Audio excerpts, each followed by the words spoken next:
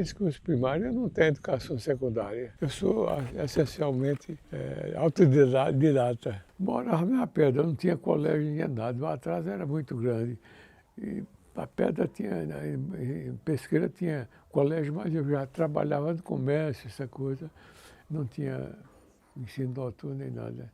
Mas eu ali também preciso saber que o quarto ano primário era coisa avançada.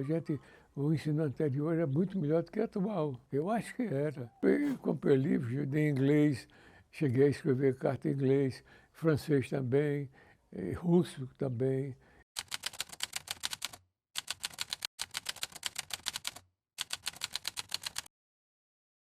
Eu vim para Pesqueira, interior de Pernambuco. Eu fui trabalhar, estudar, em escola, essa coisa. Eu vim lá de baixo, menina. Vim lá de baixo. Tive que lutar, meus pais. Meu pai, principalmente, era um homem. Tudo quanto pegava, eu botava fora. E minha avó, descendente de índia de Águas Belas, a Maria Angélica Porto. Ela não era indígena pura, mas tinha descendente de indígena. E daí sua vocação para administrar gado, criava gado de papai, essa coisa. Era muito diligente. O esposo dela era de uma família que considerava branca. Alguns foram ao Acre, para a estação da borracha. Era mais atirado essa coisa. E um deles casou com minha avó, só tem uma irmã. Felizmente, papai não tinha capacidade de criar ninguém. Não ligava para coisa nenhuma.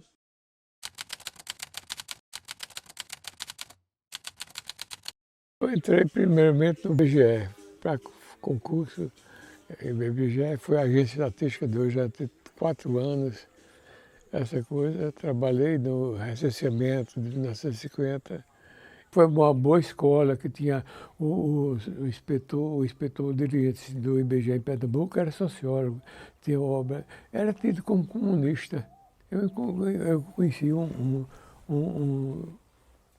juiz da família Padilha, juiz de direito, que dizia que ele era comunista. Se dava com ele, mas que era comunista, porque tinha uma mentalidade evoluída e essa coisa, sociólogo, essa coisa, e escrevia para jornais sobre os problemas da agricultura nossa. Tem uma visão um pouquinho avançada, já era suspeito. E depois fiz concurso para o Banco Brasil. Primeiro levei pau, no segundo eu ingressei.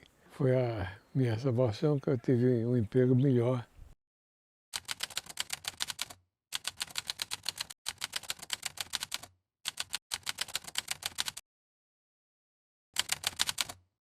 Arranjava um dinheirinho, comprava livro para montar da biblioteca. Mas essa biblioteca que eu comprava era obra sobre a Segunda Guerra Mundial, essa coisa. E aquilo eu tinha, minha biblioteca tinha uma estante do IBGE que eu ia guardando os livros que comprava. Pouco livro, né? Associado a um clube de leitura de livro americano, essa coisa que recebia a enciclopédia do leitor, 4 volumes. Não era grande coisa, não. Eu recebi um Atlas bom, que eu teria material para fazer um trabalho que me pediram sobre o município, essa coisa, que foi elogiado pela Comissão do Vale do São Francisco. Eu tirei cópia e aquelas colunas de estatística, essa coisa, adaptei e fico excluído. Mas sei que eu fiquei surpreso, o presidente da Comissão do Vale do São Francisco tinha sido auxiliar do Lima Cavalcante, foi secretário de alguma coisa, parar do veículo oficial lá em da Pedra e parar e entrar e me elogiar meu trabalho, essa coisa. Eu fiquei absorto, meu Deus, como eu cheguei a esse ponto. Mas eu tenho uma bibliografia sobre a Segunda Guerra Mundial, o nazismo, essa coisa, que eu acho que no Brasil ninguém tem, não. Pode ser alguma biblioteca, alguma coisa, mas tem muita coisa, enciclopédia, dicionário do nazismo, inglês. Eu tenho um dicionário biográfico do nazismo, publicado na Inglaterra, na França 2 volumes grandes, e na França tem 2, e um livro em inglês também, de uma universidade inglesa. A minha biografia é muito boa, extensa, sobre o nazismo, essa coisa. Durante a guerra eu lia, chegava em Pesqueira, jornais, dia sim, dia não, pelo trem. Eu esperava, comprava o jornal, era o único acesso que nós tínhamos. Rádio era coisa raríssima. Aí eu lia aquilo, entusiasmava, tomava o partido dos aliados. Aliados quais eram? Inglaterra, França e assim por diante. Aí depois acompanhei e aderi logo à esquerda, logo durante a guerra, partidário da resistência da União Soviética ao nazismo. Só podia ter simpatia por a Rússia, pelo desempenho da Rússia na Segunda Guerra Mundial, derrotando o nazismo. O peso da derrota do nazismo foi a resistência russa. Stalin não era grande coisa não, mas não impediu o desenvolvimento do exército soviético. Foi quem derrotou a Alemanha. Entrou em Berlim, essa coisa. Os americanos e ingleses desembarcaram no Canal da Mancha, já quando todo mundo sabia que a Rússia estava vencendo a guerra. Então, para evitar que a Rússia chegasse, ou chegasse a França, essa coisa, que eu tinha um partido comunista francês muito bom, muito operoso, foi o braço forte da guerrilha do Maquis. Maquis era os guerrilheiros que se opunham ao invasor alemão, nazista, camponês, essa coisa. Era que o braço forte do Maquis, dos guerrilheiros, eram os partidos, os comunistas. Os comunistas.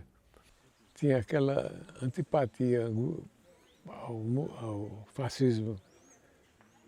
Depois, a revelação dos crimes fascistas na Alemanha, na Itália, na França, essa coisa, isso consolidou a nossa vocação antifascista. Né?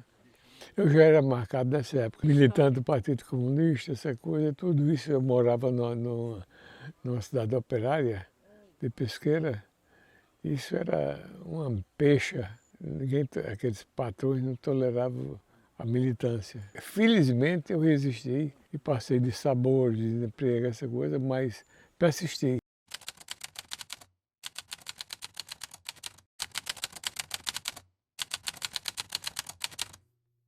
Eu e alguns colegas resolvemos fundar um sindicato bancário em Garanhuns. E fundamos. Foi um sindicato bancário muito combativo. Basta dizer a você que nós compramos primeiramente, eu tinha uma máquina Consul, subportátil. O sindicato não tinha dinheiro para comprar uma máquina, eu emprestava a minha máquina. Era uma máquina de cheque, ainda hoje tinha um bagaço dela por lá. E a gente trabalhava com essa máquina. Depois compramos um mimeógrafo a álcool, fazemos a matriz na máquina, usávamos um papel couché, conseguimos uma matriz em relevo, depois passava aquilo para o mimeógrafo e rodava a manivela. Era jornal sindicato. Não havia promoção pessoal de ninguém concordava com isso. Era a luta sindical, essa coisa. Quando havia uma crise em Garanhuns, nós já tínhamos sindicato. As tentativas de golpe foram várias, não foi a primeira, né, para se consolidar. Então nós denunciávamos esse perigo, essa coisa, e fazíamos um boletim distribuído na rua.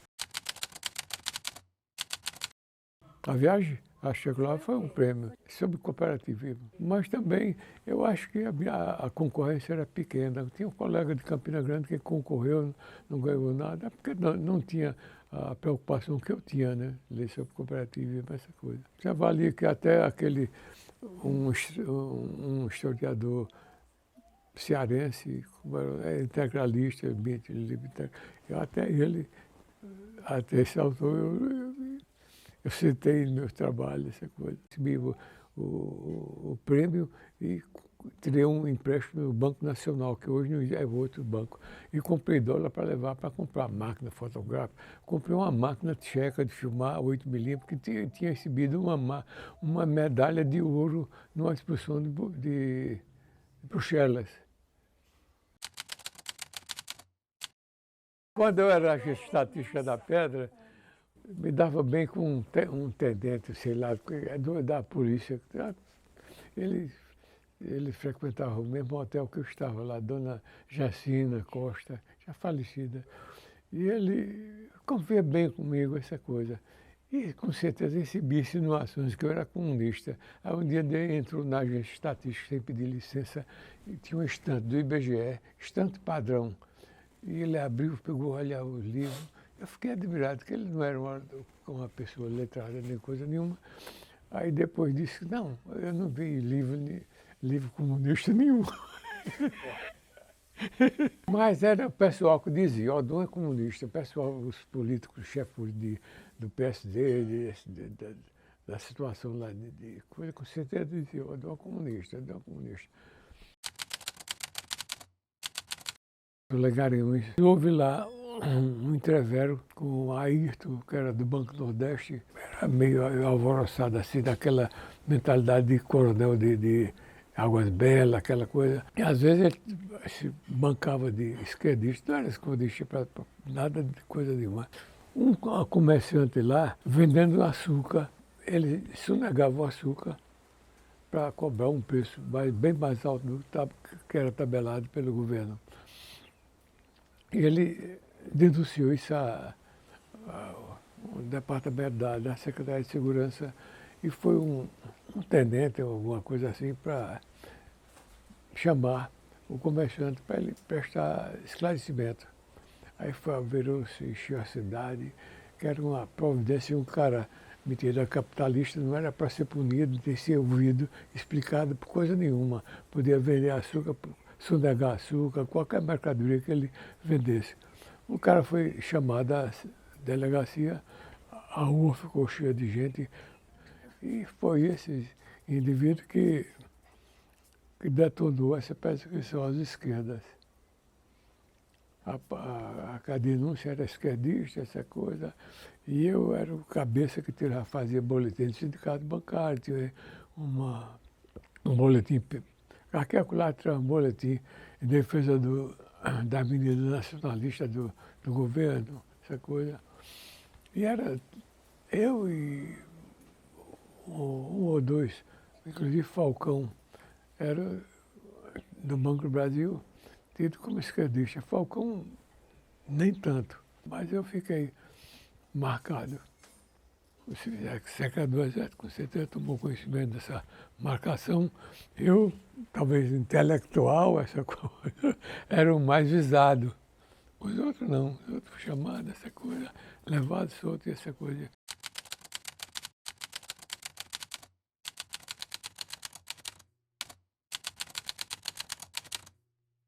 O sindicato bancário tinha sido tinha havido uma eleição, mas a pessoa não tinha assim, o pessoal não tinha formação marxista de coisa nenhuma. E era um pouco a lei e a luta sindical. E a gente forçou a posse da nova diretoria exatamente para enfrentar a luta. Mas praticamente não chegou a enfrentar porque o sindicato foi invadido por um sargento do Exército em Garanhuns, do tiro de guerra, essa coisa. Aliás, um indivíduo que se dava bem comigo. Mas houve lá um processo, a CRC, Conselho de Revenda e Colonização, ligado à Secretaria de Agricultura, tinha um departamento para vender enxadecos, enxada, foice, essa coisa, aos camponeses. Isso então, disseram que aquele material era para fazer agressões, sei lá, essa coisa. Tudo mentira, tudo mentira. E um comerciante estava vendendo esse material com um preço acima da tabela da CRC. Denunciou que o sindicato bancário estava fazendo política subversiva, essa coisa. E o sargento do Exército que se dava comigo, conversava comigo, essa coisa, ele não demonstrava ódio, assim, a mim. Se dava bem comigo, essa coisa, mas forçado. O comércio forçado, ele vai e invade o sindicato bancário, do bancário. A invasão foi um desastre. Levaram máquinas, levaram inclusive um mimeógrafo que tínhamos tomado emprestado, um mimeógrafo de tinta, importado. Tínhamos tomado emprestado da prefeitura para ter um número maior de boletim de cópia, denunciando o golpe, essa coisa. Levaram tudo, essa coisa. Saquearam mesmo o sindicato, saquearam. Olha uma coisa interessante, é que o povo estava comentando o golpe, essa coisa na rua, a gente soltava o boletim, umas 500 cópias, 1.000, não sei, todo mundo se calava, lendo o que a gente dizia. Ninguém esperava que a repercussão fosse tão grande, mas o pessoal sentia o peso da denúncia e ficava olhando essa coisa. E o meu processo foi mais prolongado. Eu encontrei na documentação da Secretaria de Segurança, tinha uma correspondência minha da rádio de Moscou, comunicando que eu tinha ganho uma máquina fotográfica. Ela fez um enquete sobre alguma coisa histórica do Brasil, essa coisa eu fiz. Não havia nada demais, mas naquele tempo era qualquer coisa que inspirasse uma coisa mais séria, era problema, criava problema para o autor daquele. E foi isso que me levou à prisão. E essa máquina, um sargento vivo, esse andava fazendo representante do exército, reprimindo e visitando e levando material. No dia que foi em minha casa, em Garanhuns, procurou essa, e a máquina de Odon. E, felizmente, eu tinha, quando fugi, levei a máquina.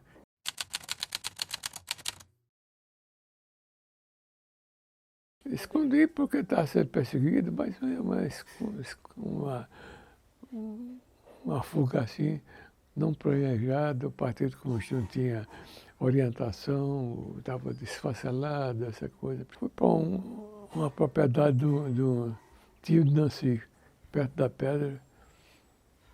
Essa coisa ainda foram os policiais atrás de mim, mas eu recebi o aviso, me ausentei e não fui preso por ele.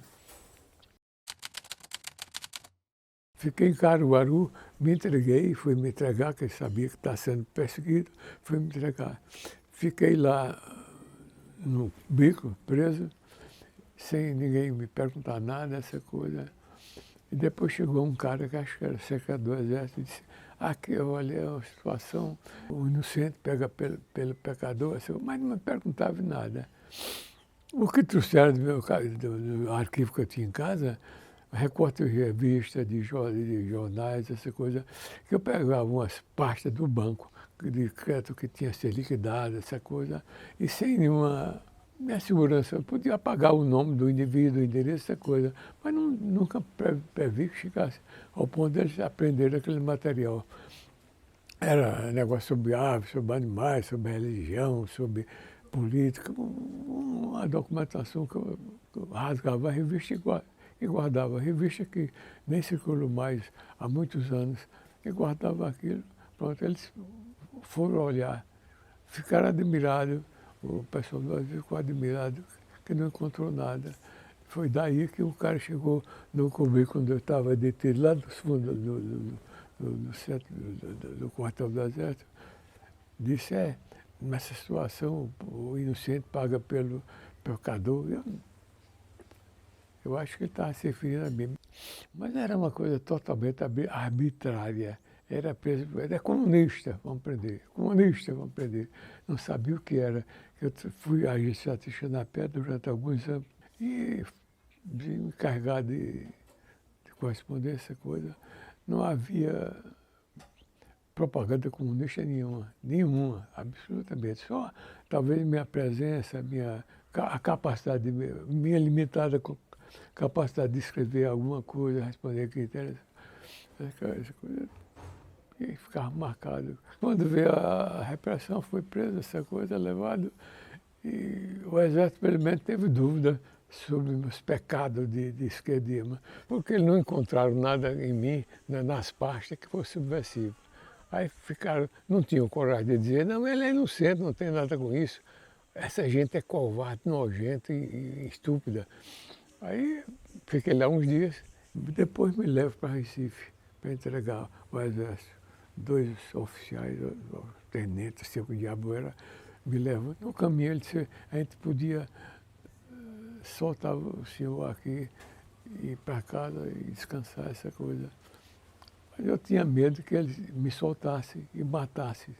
Ele foi a fugiu, me atacou, não sei o quê. Que tem esse exemplo no Exército, do comportamento do Exército, da polícia, né? Eu me calava, fazia nada. Fiquei nesse quartel do Exército, me levaram para um quartel do Exército no Recife. Entrei numa sala e tinha uns caras de secreto, essa coisa. Prende fulano, prende ciclano, prende não sei o quê. Gente, dirigente do Partido Comunista, tinha até um ex-deputado, que tinha sido dirigente sindical, essa coisa. Citaram aquele nome para mim, depois eu notei que era para ouvir, eu aceitar a minha prisão. Eles estavam soltos, não tinha sido preso nem nada. O Exército ficou meio confuso nos primeiros dias do golpe. Não encontraram o que eles esperavam. Arma, na zona malhada, essa coisa.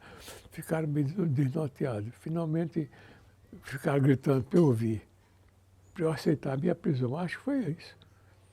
Aí me levam para uma sala, lá nos fundos, onde tinha um bocado de preso. Inclusive tinha um jovem que era do Banco de Minas Gerais, assim, bem jovem. Ele frequentava o sindicato, mas não tinha nada de participação, não era de esquerda, nem coisa nenhuma. O resto era gente camponês, gente que eu desconhecia inteiramente, nem de nome eu conhecia. A sala entupida de gente. Bem, eu fiquei preso sem entender aquilo bem, corretamente, não sabia por quê. E fiquei numa grada assim, olhando para fora.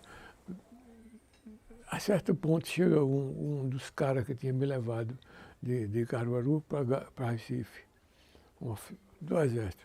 Fica assim numa sala oposta à minha, fazendo um ângulo reto e olhando para onde eu estava. Eu fiquei na grade onde eu estava preso, a certa distância, sem entender daquilo. Ele ficou olhando, observando, em pé na grade, a certa distância, eu lá, ele olhando para mim. Se eu entendesse bem, eu tinha chamado, vem cá, eu quero perguntar por que eu estava ali, que eu não conhecia ninguém daquele pessoal, tinha camponês, tinha tudo. Mas não fiz nada disso. Acho que ele ficou me observando alguns minutos para ver se eu tinha intimidade com aquele pessoal que estava preso. Eu não entendi, mas foi isso. Aí eu fiquei preso, depois fui para Olinda, me levaram para Olinda num caminhão cheio de presos. Aí já tinha conhecimento, tinha bancário, de Arco Verde e outras pessoas assim. Eu tinha conhecido camponeses, dirigentes sindicais, era um pessoal já mais marcado pelo golpe. E tinha Francisco Julião e outros dirigentes camponeses numa sala contígua, mas com grade, essa coisa. Dizem que Francisco Julião, ele era camponês e era meio agitado, sei lá, desses pessoal que diz muitas vezes coisas que não devia dizer, que não corresponde à realidade. Acha que a revolução está na beira, a revolução está iminente, não sei o quê, mas tudo mentira, não tinha nada disso. Não tinha nada disso. Não tinha preparo para a Revolução. O Partido Comunista, infelizmente, era uma linha stalinista de, sei lá, de Khrushchev, não sei o que lá, pacata para não resistir. Pronto. Ficava essa dúvida. E eu fiquei lá em Olinda um bocado de dias, que eu também tinha bancário preso, essa coisa. Estava a sala cheia e tinha uma grada assim que a gente ficava olhando o movimento de outras salas que tinha com professores. Com professores, escola, eles ficavam, aquelas pessoas olhando, observando a gente, que não via nada demais da gente. Ou talvez distante, ela não via, talvez recebesse informações da turpada, que aquele era subversivo, que ia matar, que eles falavam. A minha família, nesse ponto, já sabia onde eu estava. Cartucho era pequena e desfilava num carro que passava pela grade e dizia, papai está preso aqui. Eu vi gente que foi maltratada. O pai de um comunista, Aníbal, dirigente do Partido Comunista, estudou na Rússia, formou-se em medicina, essa coisa. O pai dele era um homem forte, robusto, e não aguentava a pancada, retrucava. Então ele ficou todo roxo e duro de tanta pancada que levava. Também dava pancada, ele era muito forte. Ele sofreu muito, andava duro, essa coisa. Depois fui levado para a polícia, a polícia lá do quartel. Fui solto, foram me soltar de noite, de madrugada, não sei, e tinha um pessoal da frente com o quartel, para lá e para cá. Eu, sabendo o comportamento da polícia, não quis sair de noite. Meu pessoal, a família levou conhecimento que eu tinha sido liberado, a prisão tinha sido relaxada, essa coisa. Eu fiquei vendo aquele pessoal para lá e para cá à noite e cheguei à conclusão que aquele pessoal estava esperando que eu fosse solto para me prender e levar para a Secretaria de Segurança. Lá o recurso seria maior, essa coisa, eu não sei. Aí eu fui para casa, depois apareceu gente lá, rodeando a casa de um cunhado meu, observando se eu recebia visita, mais ou menos isso.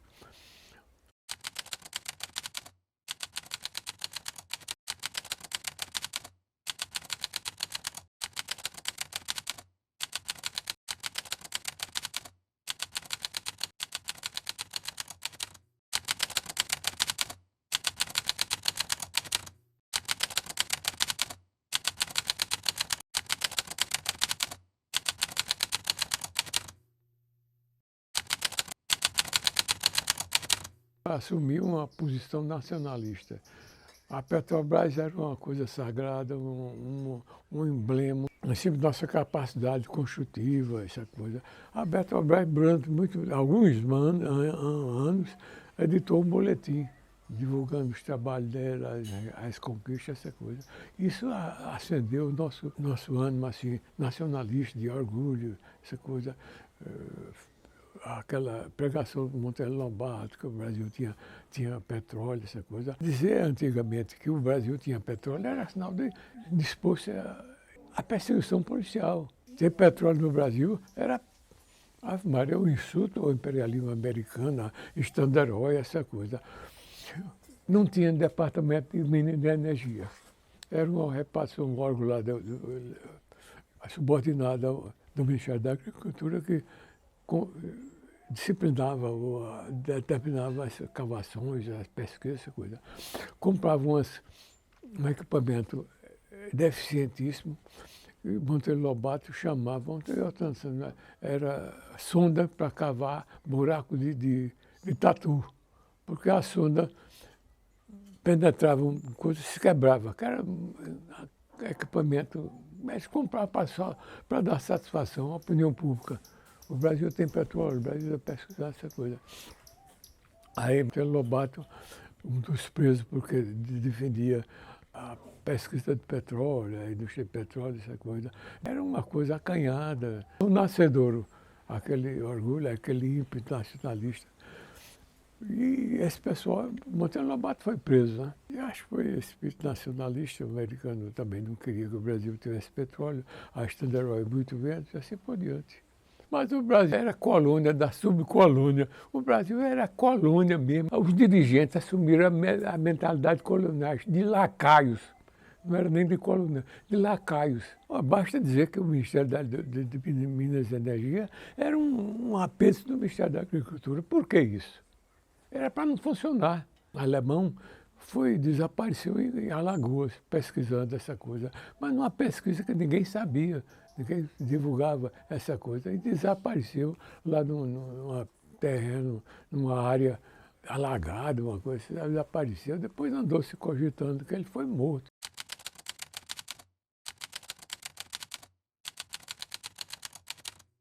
O banco para se ver livre das perseguições e precisava do meu trabalho também. O banco precisava. Do interior, me transferiu para Monteiro. Eu fui no cargo efetivo na minha posição efetiva de concursado, essa coisa. Já amenizando minha situação, que eu estava sendo observado, essa coisa. Eu sabia que gente estava me observando, não sabia quem era. Nancy esteve doente, eu fui com ela ao médico a Campina Grande.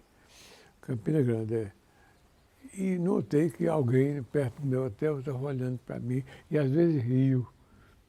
No hotel eu ia me servir e tinha o estudante do hotel, começava a esculhambar comunista, essa coisa. Eu acho que era para ver alguém, para ver minha reação. Fazia que não via. Não interessava. E nasci também, falando em comunista, essa coisa, dizendo besteira, essa coisa. Eu era observado, tinha certeza que estava observado. No banco de Monteiro, chegou um oficial lá, deve ser policial, não sei o que, assobiando no balcão, aquelas hino do Exército, da Marinha, assobiava muito bem. Eu, trabalhando, não prestava pensar, eu observava que aquilo era para ver a minha reação. Se eu falava mal do Exército, sei lá. Depois um dia fui levar o Otto para cortar o cabelo, estava um cara também lá conversando negócio de exército, de diabo. Eu até perguntei a um colega meu, quem é esse rapaz? Eu tinha certeza que estava sendo observado. Minhas relações, essa coisa. Aí depois o banco se cansou de eu precisava de gente para São João do Egito. Aí me nomeou subgerente lá, em São João do Egito. Terra de coronéis, corrupto, aproveitador do regime, essa coisa. Recebiam verba, tinha verba para entidade que não existia, verba altas. Depois aí eu não me combinei bem com esse ambiente. Aí o banco me transfere, me nomeia como subgerente de União dos Palmares. Eu fui para lá. Eu acho que o banco já me nomeou de propósito. Ou para me afastar desse clima de Pernambuco, de ter perto desse coronel, essa coisa, ou para me conter. Eu continuo com o meu espírito assim, estranhando o que se passa no Brasil e condenando, não faço segredo do meu pensamento. Eu acho que a família pode até se orgulhar do meu comportamento, que eu não tenho medo dessa coisa, vivo uma vida correta.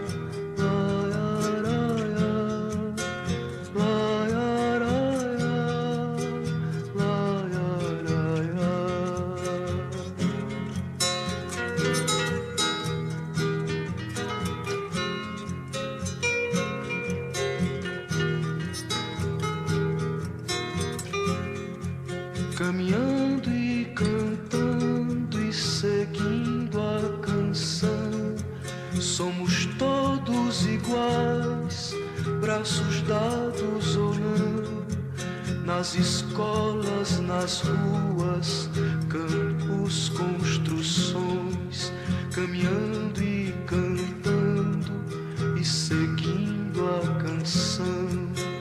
Vem, vamos embora, que esperar não é saber. Quem sabe faz a hora, não espera acontecer. Vem, vamos embora, que esperar não é saber. Quem sabe faz a hora, não espera acontecer.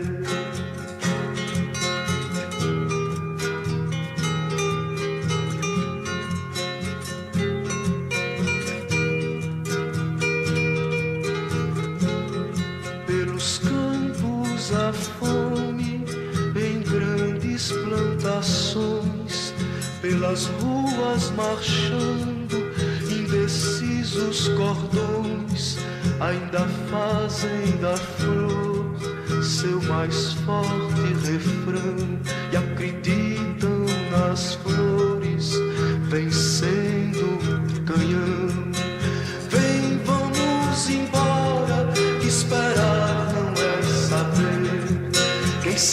sabe faz a hora, não espera acontecer.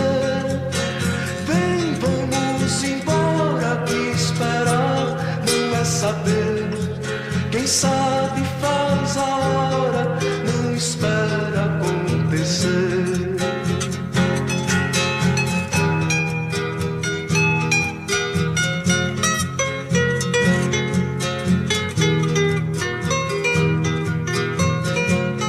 Há soldados armados, amados ou não, quase todos